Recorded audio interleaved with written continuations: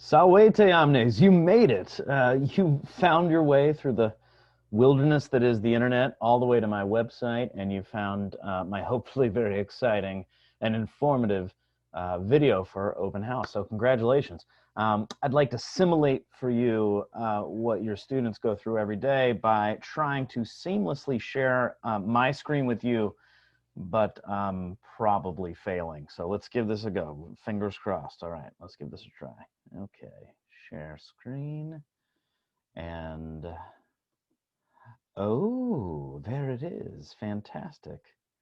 Okay, great.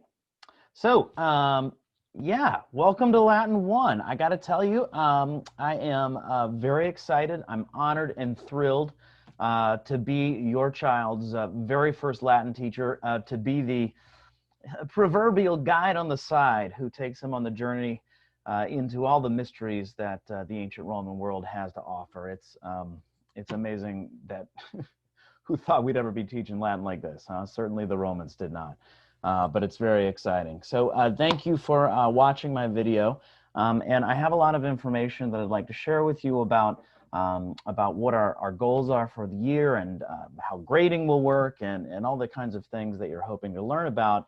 But first, I want to teach you one very important skill that I try to teach all the Latin 1 parents at my typical open house presentations. And that is, namely, the skill that is very important for you is how to embarrass your child with Latin. So what I'd like to do is teach you 4 simple Latin phrases that if you use, particularly at a really embarrassing moment, like when they're at a socially distant gathering with some of their coolest friends, you know, or when they're on a Zoom call with people that they'd rather you not be involved in the conversation, and you just duck in and give a little Latin, it really could have maximum embarrassment factor. So I'm happy to share that with you. The first expression here that a younger version of my now 12-year-old son is saying is, oh, right there, salve. So I'll wait, repeat after me. I'll wait for you to say it and to repeat after me, but salve. That's right, just means hello, just means hello, all right? But not that embarrassing unless your child's talking to that special someone, and then it could be super awkward, which brings me joy. All right, second expression, you've got salve. I might as well teach you wale, wale, which of course means goodbye. So salve, wale. Your kids will love this, particularly out in public. Another one is really fun to use in a different sort of circumstance, namely, you know, minutes after your child has fallen asleep. I like to sometimes sneak into my kids' room and just tap gently on their shoulder just as they're about to drift off into sleep and whisper in their ear, te specto. Go ahead, say it. Te specto. Which of course just means I'm watching you, which, you know, kids love. And finally, really super embarrassing. This is definitely going to get you called a boomer. But if you take your fist like this, pound your heart twice, boom, boom, flash a peace sign, and then ever so casually throw your head upward like this, and then say pax tecum. All right, well, let's try that all together. Pax tecum. It means peace out. Your kids will love it. No, they won't. They'll probably groan, but you know, the groans of my students are often bring joy to my ears. Okay, enough of that nonsense. Thank you for humoring me. I don't get out a lot. This is what I usually look like in class, so you know what your children are seeing every day. And I have on this slide probably the most important information that I can share with you. You by now know how to find my email address, but it's right there, meyerj@glastonburyus.org. And I would encourage you, particularly in this sort of hybrid remote learning environment where it's a lot harder for me to know how your kids are doing, how they're feeling about class, if they're feeling confident, if it's going too slow for them. And I have a lot of things that I do as a teacher to try to check. But you know your kids best. And so if there's anything that you see at your end that you think would be helpful for me to know, or if there are any problems come up. And, you know, even better, if you could encourage for me your child to advocate for his or herself, for their self, and to email me if they have any concerns. That's really, really important to me, and I hope that you and your child feel comfortable and reaching out to me. Another thing is that you've made it to the website, so that's, you know, you're already ahead of the curve here. But I do want to remind you that on this website, if you find the Latin One site, I have some important information. A lot of times, you know, your child may say, "Oh, Mr. Meyer, he hasn't given us any Latin homework. I don't know what you're talking about. Do I need to do Latin homework? Of course not." Well, if you scroll down to the bottom of the Latin One site, and I believe I also have it posted on my main page, you'll see this is a calendar that is linked to Google Classroom, where I post all of their assignments and will for the entirety of the year.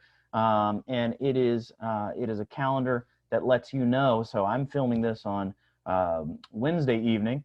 You're watching it on Thursday probably. And tomorrow, if your child has a class, they have a little bit of culture reading due that they have to do for me. Some reading on Roman houses, and they can certainly click on that in Google Classroom and get all the details and handouts that they need. So if your child needs help remembering what they're supposed to do, this would be a great tool and a great asset. Okay, so great, we got the communication piece out of the way.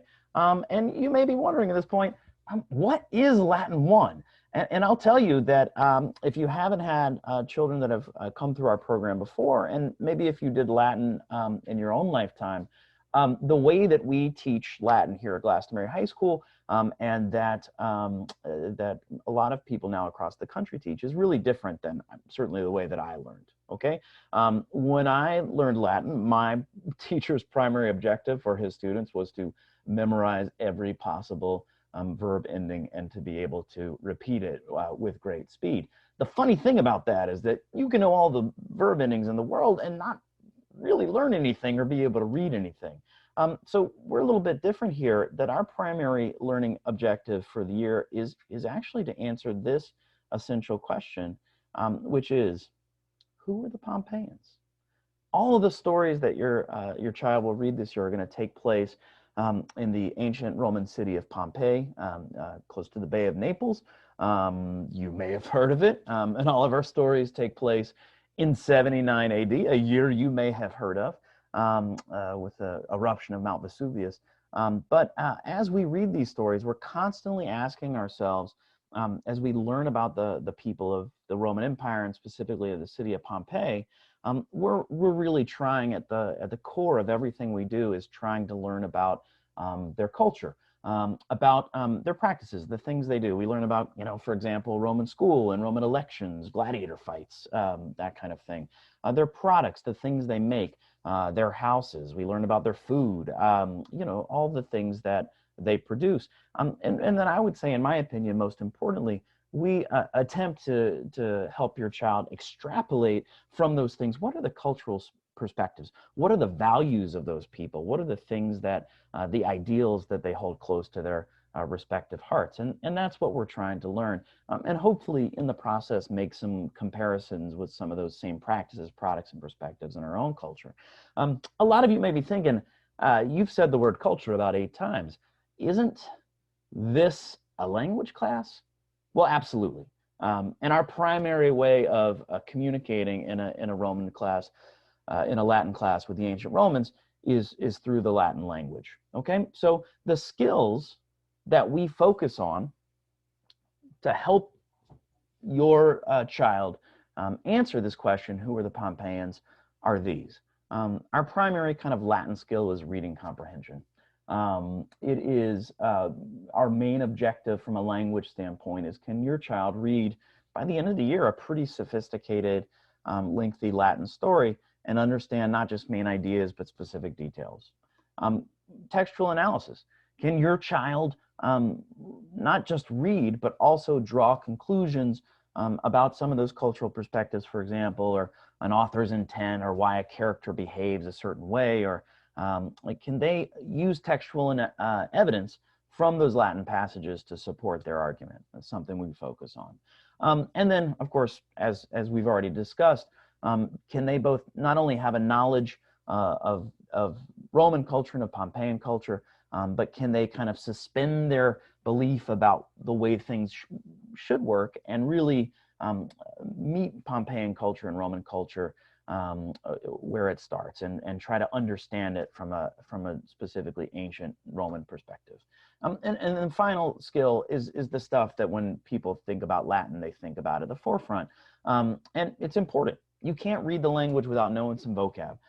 You can't read the language without learning, you know, the basic here in our first year Latin class, basic grammar rules.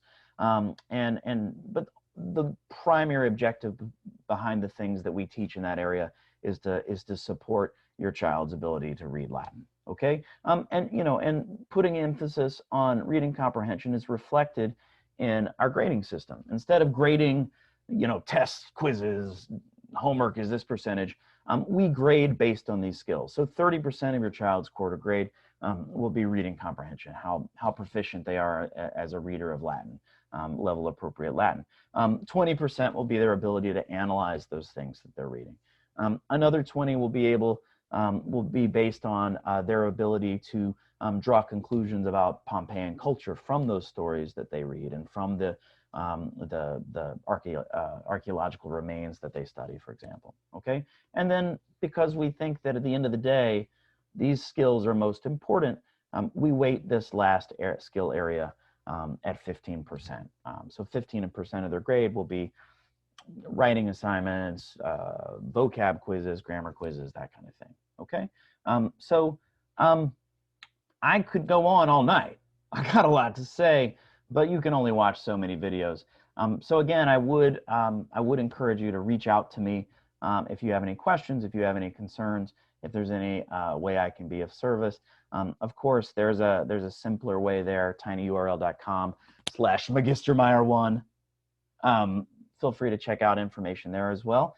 And again, I'm so excited to have your kids. They seem like great kids, and I appreciate their enthusiasm. Hey, and I appreciate you and your support. Thank you again for watching, and please reach out, and I hope that I get to meet you in person, 6 feet apart, of course, very soon. Gratias, bonum noctem, valete omnibus.